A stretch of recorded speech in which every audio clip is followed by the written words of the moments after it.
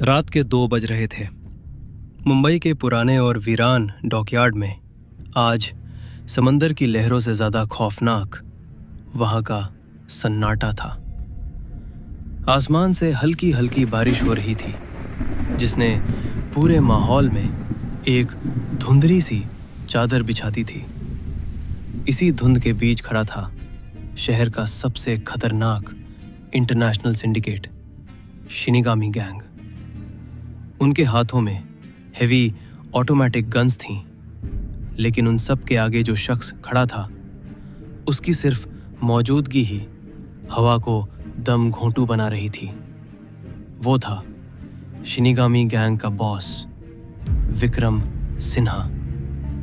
उम्र करीब 40 से 45 साल। विक्रम के चेहरे पर कोई बेचैनी नहीं थी, बल्कि एक खौफनाक शांति थी।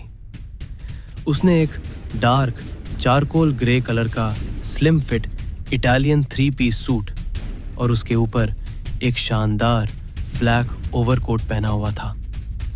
एक हाथ में ब्लैक विंटेज वॉकिंग स्टिक और होठों के बीच सुलगती हुई महंगी क्यूबन सिगार। विक्रम का हर एक मूव इतना कैलकुलेटेड और स्टाइलिश था कि बड़े से बड़े हॉलीवुड विलन भी उसके सामने फीके लगे। तभी दूर से एक नहीं बल्कि कई भारी इंजनों की दहाड़ ने सन्नाटे का सीना चीर दिया। अंधेरे और धुंध को चीरती हुई 10 काली SUV गाड़ियां एक के बाद एक डॉकयार्ड में दाखिल हुई और उन्होंने शिनिगामी गैंग को आधा घेर लिया। गाड़ियों की तेज हेडलाइट्स ने विक्रम के आदमियों की आंखें चौंधिया दी। शिनिगामी गैंग के गुंडों ने घबराकर तुरंत अपनी गन्स लोड कर ली। चारों तरफ शमशान जैसी शांति छा गई। सभी की नजरें बीच वाली सबसे शानदार मैट ब्लैक मस्टैंग पर टिकी थी। मस्टैंग का दरवाजा खुला। विक्रम के आदमियों ने अपनी उंगलियां ट्रिगर पर कस लीं, लेकिन गाड़ी से कबीर नहीं, बल्कि उसका राइट हैंड देव और फीनिक्स गैंग के बाकी लोग बाहर आए। देव के चेहरे पर एक अजीब सी स्माइल थी। शिनिगामी गैंग के गुंडे कंफ्यूज हो गए। विक्रम सिन्हा ने अपनी सिगार से एक कश लिया और अपनी आंखें छोटी करते हुए चारों तरफ देखा। बॉस कहाँ है तुम्हारा? विक्रम की भारी आवाज डॉकयार्ड में गूंजी। तभी डॉकयार्ड की सारी स्ट्रीट लाइट्स अचानक से फ्लिकर करके बुझ गईं। चारों तरफ घुप अंधेरा छा गया। सिर्फ गाड़ियों की हेडलाइट्स जल रही थीं, जो धुंध में एक डरावना सा साया बना रही थी। शिनिगामी गैंग के गुंडों के माथे पर पसीना आ गया। वे अपनी गन्स इधर उधर पॉइंट करने लगे। अचानक उस भारी सन्नाटे के बीच धुंध भरे अंधेरे से एक आवाज आनी शुरू हुई। थप थप थप। किसी के भारी कॉम्बैट बूट्स के गीली जमीन पर पड़ने की आवाज। कदम बहुत धीमे लेकिन बेहद कॉन्फिडेंट थे, जैसे मौत खुद टहलते हुए आ रही हो। तभी उस घने अंधेरे में एक मेटालिक क्लिक की आवाज गूंजी। एक जिपो लाइटर की छोटी सी आग भड़की और उस आग की पीली रोशनी में धुंध के बीच से एक बेहद हैंडसम, शार्प और डेंजरस चेहरा धीरे धीरे बाहर आया।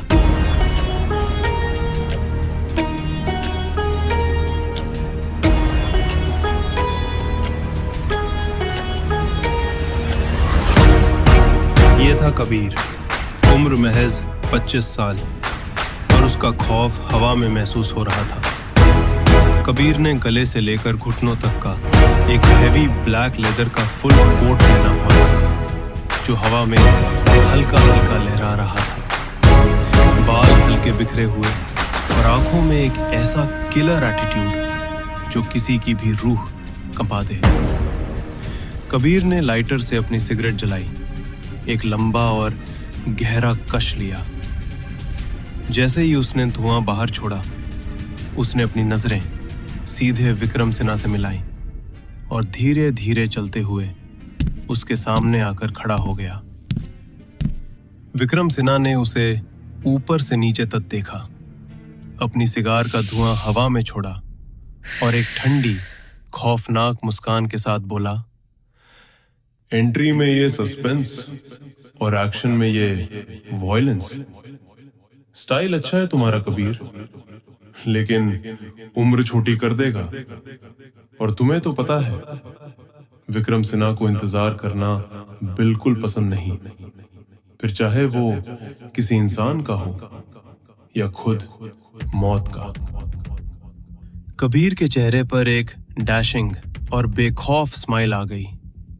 उसने अपनी सिगरेट को 2 उंगलियों में पकड़ा और बेहद कूल अंदाज में जवाब दिया, मौत खुद चलकर आई है तुम्हारे पास विक्रम। स्वागत तो ग्रैंड होना ही था। बस फर्क इतना है कि आज यहाँ कफन तुम्हारे नाप का कटेगा। कबीर ने अपनी सिगरेट जमीन पर फेंकी, उसे अपने कॉम्बैट बूट से कुचला और पीछे खड़े देव की तरफ देखकर एक आंख मारी। Let's begin. अगले ही पल पूरा डॉकयार्ड गोलियों की तड़तड़ाहट से दहल उठा। ये कोई आम गैंग वॉर नहीं थी, बल्कि गोलियों का एक मास्टरपीस आर्ट लग रहा था। कबीर अपने लंबे लेदर कोट में किसी ब्लैक पैंथर की तरह मूव कर रहा था।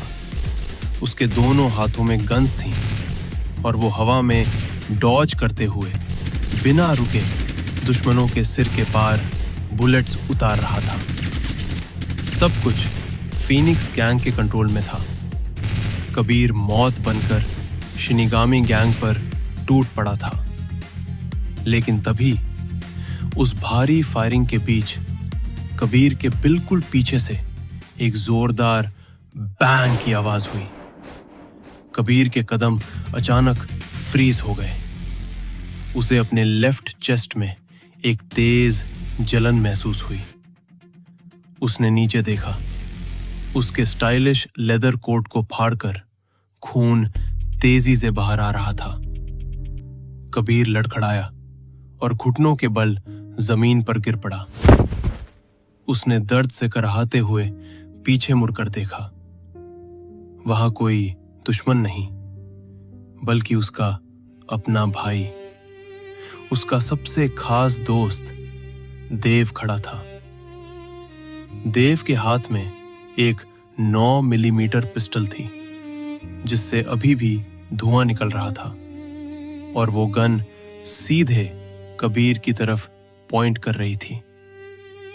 कबीर ने खून थूकते हुए कांपती आवाज में पूछा, वाई? आखिर क्यों देव? मेरी दोस्ती में क्या कमी रह गई थी? देव के चेहरे पर एक शैतानी मुस्कान थी। वो पास आया और जहर भरे लहजे में बोला, क्यों?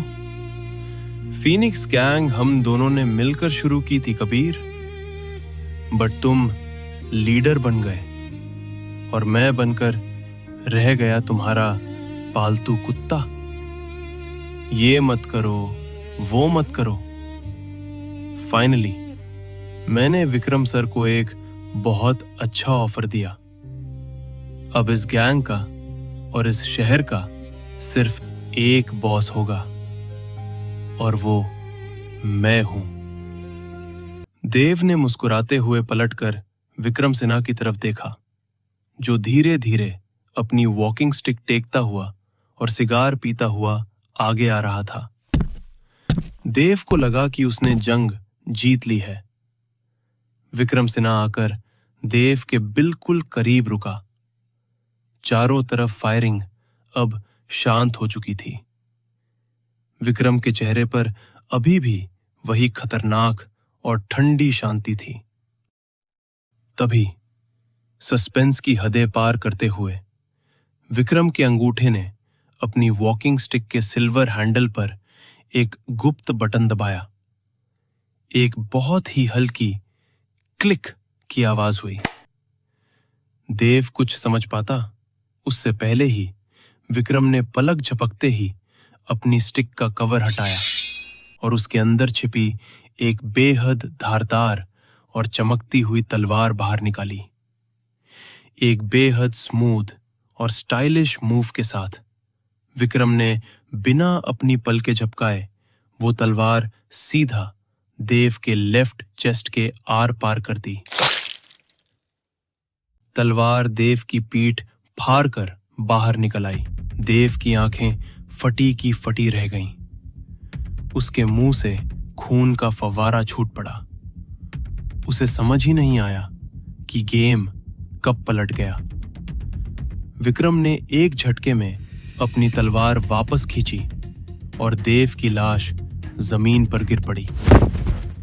खून से लथपथ कबीर ने हैरानी से विक्रम की तरफ देखा।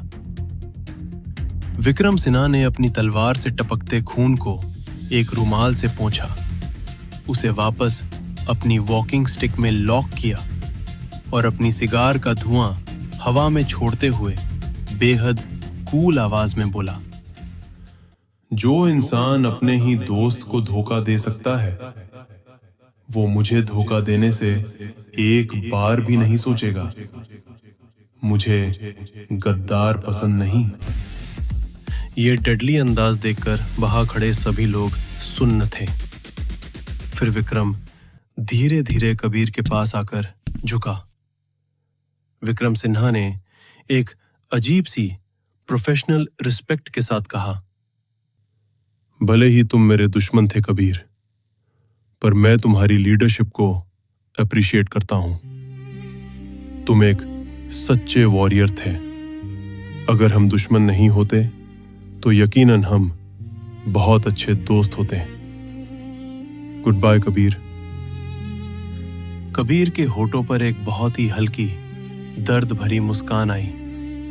उसने विक्रम की तरफ देखा, अपनी आंखें बंद की और एक लंबी सांस छोड़ते हुए अपनी आखिरी सांस ली।